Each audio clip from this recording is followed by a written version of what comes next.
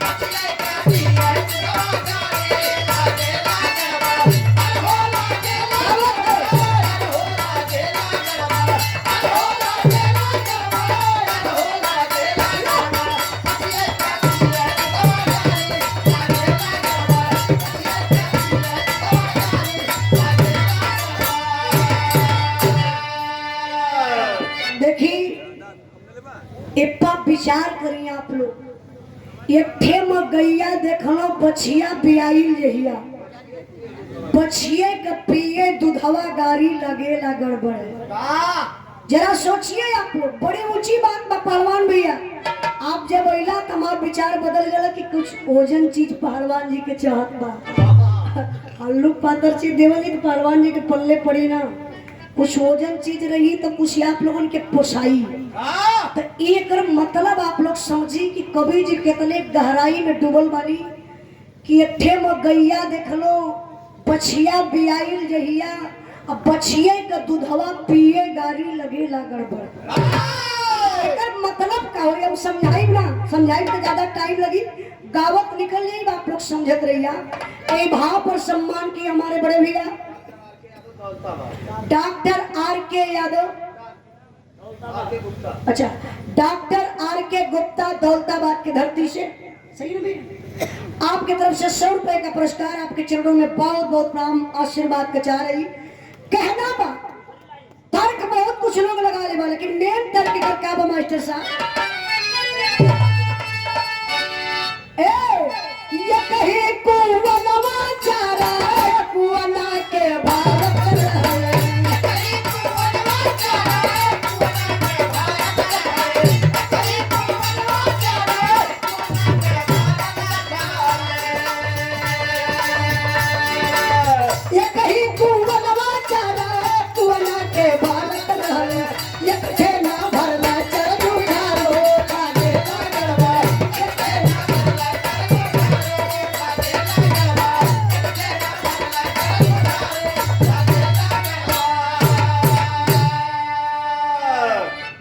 बता देत बानी कि यही के आधार से शायद आप लोग जान जाइए। एक ही कुवनवा रहल, 4 कुवना के भरत रहल, एक ठे न भरल 4 जुझारी लगेला गड़बड़। एक कुवना का मतलब माई बाप, 4 कुवना का मतलब 4 गो बेटी बेटा। एक माई बाप मिलके 4 बिटिया बेटवा के पाल पोस के सयान करी है। जब वो बुढ़ापा आ जाला, लड़का सयान हो जाला, तो चारों लड़का मिल के वो माई बाप का कभो पेट भरना पोता कया। हाँ इतना बड़ा इनकर पेट भर बा कुल, तो यह खातवा हमार 4 लड़का का करी है, हफ्ता बन जाला। अगर 2 गो लड़का हवा ना तो 15 दिन ही लड़का खियाई, 15 दिन बड़का खियाई, तो 15 दिन छोटका खियाई।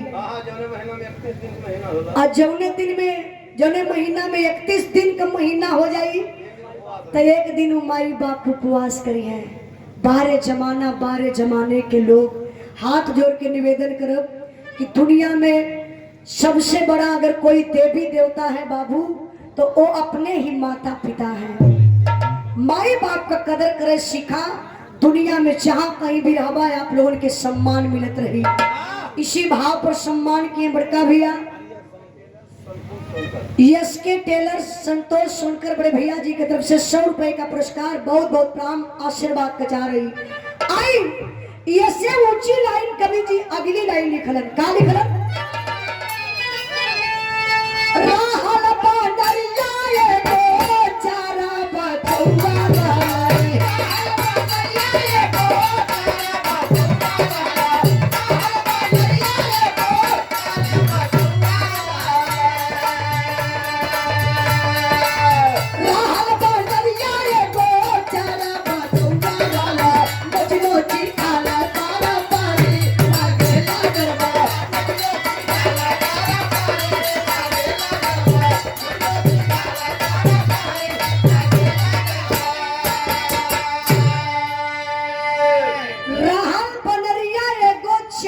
बचौआ रहल। नोच नोच खाना पारा पारी लगे गड़बड़। एक बंदरी बाव करे 4 गो बचवा, चारों अपने मतरिया वो बनरिया का मसिया नोच नोच खात हुआ बारे कर जो। अब देखी कहना वैसे ऊंची लाइन कवि जी आगे लिखत हुआ, एक मतलब का हुई आप लोग?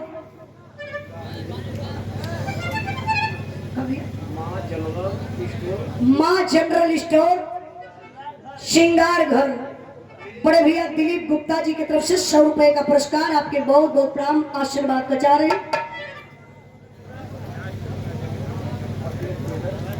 पटेल टेलर्स बड़े भैया पटेल भैया की तरफ से, अनिल पटेल भैया की तरफ से 100 रुपए का अपना दूसरा तीसरा पुरस्कार, बहुत बहुत प्रणाम, आशीर्वाद का चाह रही। गौर करेंगे बाबू, अगली लाइन कवि जी और ऊंची लिखलन, का लिखलन? कच्चा धागा में लटका पका पत्थरवा रहा।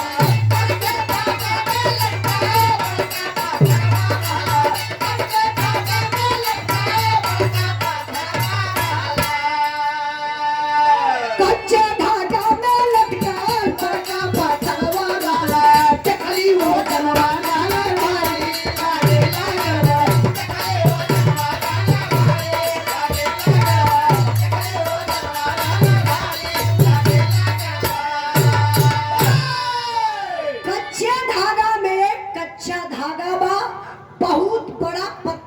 लटकावल बा। अब जरा सोचिए वो कच्चा धागा है कौन, वो पत्थर है कौन? ऐसे ऊंची लाइन कवि जी आगे लिखत हूँ, का लिखत? छोटका पत्थरवा धागा जाला पत्थरवा ऊपर।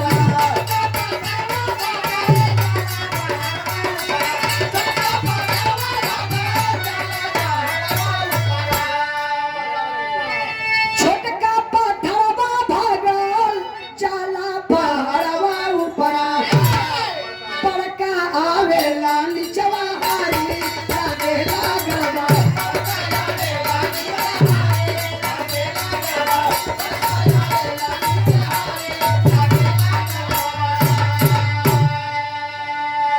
बड़का पत्थरवा पहाड़ ऊपर, सॉरी छोटका जात बा पहाड़ के ऊपर, बड़का पत्थरवा नीचे भागल आवत बा। ए बाबू अब एकर मतलब का बा?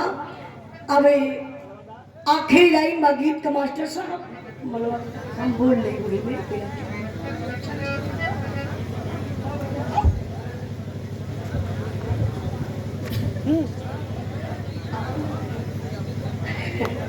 हमारे सुनील भैया सम्मान के लिए आप जितेंद्र कुमार एडवोकेट साहब जी के सम्मान में सुंदर पुष्पहार, विधायक जी के सम्मान में सुंदर पुष्पहार और 500 रुपए का पुरस्कार। एक बार आप लोग जोरदार ताली बजा के स्वागत कर दी विधायक जी का, बहुत बहुत दिल से धन्यवाद।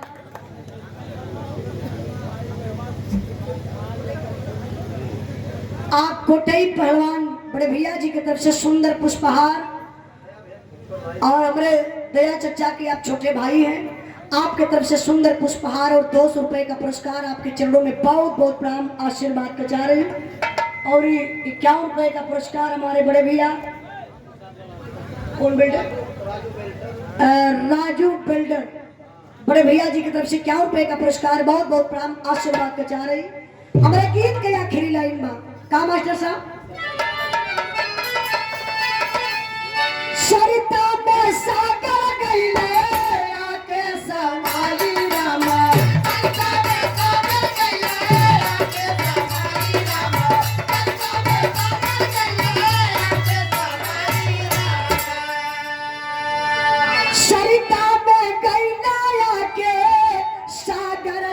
माई रामा रहली देखा था मनवा माई